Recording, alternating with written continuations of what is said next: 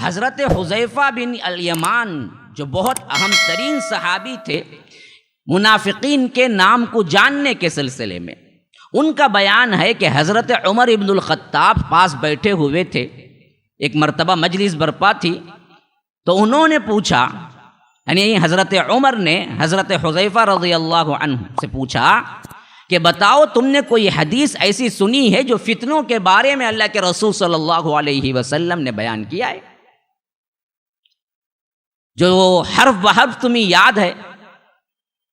تو فرمایا کہ ہاں میں نے سنا ہے اور مجھے حرف بحرف وہ حدیث یاد بھی ہے۔ تو حضرت عمر نے پوچھا کہ بتاؤ وہ کون سی حدیث ہے جو تم نے سنا ہے؟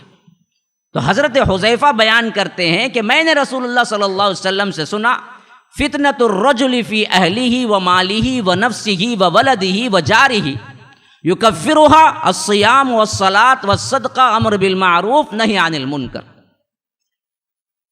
لوگوں کو دنیا کی زندگی میں اس کے اہل کی طرف سے، اس کی بیوی کی طرف سے، اس کی ماں کی طرف سے، اس کے گھر والوں کی طرف سے، اس کے مال کی طرف سے، اس کے خود کی جان کی طرف سے، اس کے والد کی طرف سے، ماں باپ کی طرف سے، اس کے پڑوسیوں کی طرف سے فتنے میں ڈالا جاتا ہے، آزمائش میں ڈالا جاتا ہے،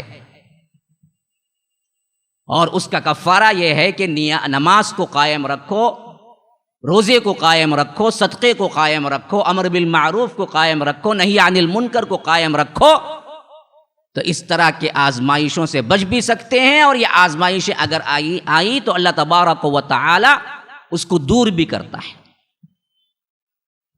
تو اللہ کے رسول صلی اللہ علیہ وسلم کی اس حدیث کو سننے کے بعد سیدنا عمر نے فرمایا کہ نہیں، میں یہ چھوٹے چھوٹے فتنوں کے بارے میں نہیں پوچھتا ہوں، میں تو ان بڑے بڑے فتنوں کے بارے میں پوچھتا ہوں جو سمندر کے موجوں کی طرح ٹھاٹے مارتے ہوئے ایک ساتھ آئیں گے۔ تو حضرت حذیفہ نے بڑا عجیب سوال کیا کہ امیر المومنین، ایسے فتنوں سے آپ کو کیا مطلب ہے؟ آپ کو اس کا کیا سروکار ہے؟ آپ کیوں خوف زدہ ہیں ان فتنوں سے؟ کیونکہ ان کے فتنے جو آئیں گے سمندر کے موجوں کی طرح ٹھاٹے مارتے ہوئے، وہ فتنے آنے اور اس کے درمیان تو ایک بند دروازہ ہے، جب تک وہ بند دروازہ ہوگا فتنے آ نہیں سکتے۔ تو حضرت عمر نے حذیفہ سے پوچھا کہ اچھا حذیفہ یہ بتلاؤ، وہ دروازہ کھولا جائے گا یا توڑا جائے گا؟ تو حضرت حذیفہ نے کہا کہ وہ دروازہ توڑا جائے گا۔ تو حضرت عمر نے فرمایا رضی اللہ عنہ، پھر تو وہ دروازہ کبھی بند نہیں ہوگا۔ دروازہ اگر کھولا جاتا تو بند بھی کیا جا سکتا، لیکن دروازہ اگر توڑ دیا جائے گا تو پھر تو مشکل ہے کہ وہ دروازہ پھر بند ہو جائے۔ پھر اس کے بعد حذیفہ کہتے ہیں کہ وہ وہاں سے نکل کے چلے گئے، تو ابو وائل جو اس واقعے میں موجود تھے وہ کہتے ہیں کہ حذیفہ، کیا عمر اس دروازے کو جانتے ہیں؟ یعنی اشارے کنائے میں بات ہوئی نا جی، پتہ نہیں تھا۔ تو حضرت ابو وائل نے پوچھا کہ کون سا دروازہ جس کے بارے میں تم دونوں گفتگو کر رہے تھے، کیا حضرت عمر جانتے ہیں اس دروازے کو؟ تو حذیفہ رضی اللہ عنہ نے کہا کہ اس طرح جانتے ہیں جس طرح ہم جانتے ہیں کہ آج رات کل دن سے پہلے آنے والی ہے۔ جیسے یقین کامل ہے کہ اب رات ہے تو صبح دن ہوگا، سب کو معلوم ہے کہ رات پہلے اب آ رہی ہے اور کل دن ہوگا، اتنا ہی یقیناً مجھے معلوم ہے کہ اس دروازے کو بھی حضرت عمر جانتے ہیں۔ وہ دروازہ ہے کون؟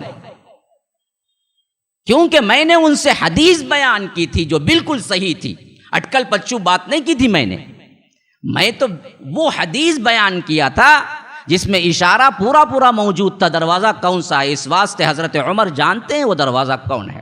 پھر اس کے بعد ابو وائل کہتے ہیں کہ حذیفہ رضی اللہ عنہ سے پوچھنے کی ہم میں ہمت نہ ہوئی کہ کیا آپ بھی جانتے ہیں وہ دروازہ ہے کون؟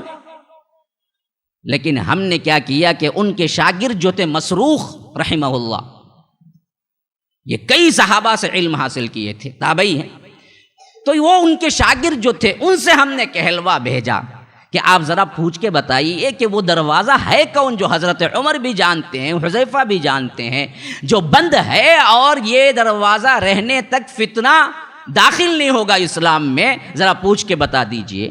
تو حضرت حذیفہ نے کہا کہ وہ خود حضرت عمر ہے۔ فتنوں کے بارے میں بند دروازہ کون ہے؟ وہ خود حضرت عمر ہیں۔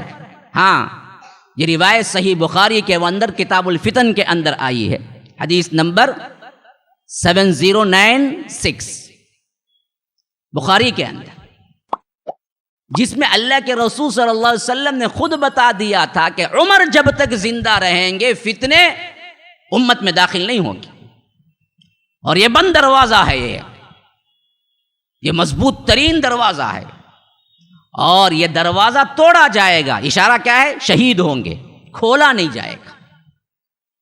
اور ان کی شہادت کے بعد جو فتنے آئیں گے، جو فرقے بنیں گے، جو عقائد کی غلطیاں ہوں گی، جو ضال مضل فرقے بنیں گے، جو کچھ بھی کیا ہے لڑائیاں ہوں گی، فسادات ہوں گے، وہ ایسے ہوں گے کہ پھر امت مسلمہ میں قیامت تک، مہدی آنے تک چلتا رہے گا، چلتا رہے گا، چلتا رہے گا۔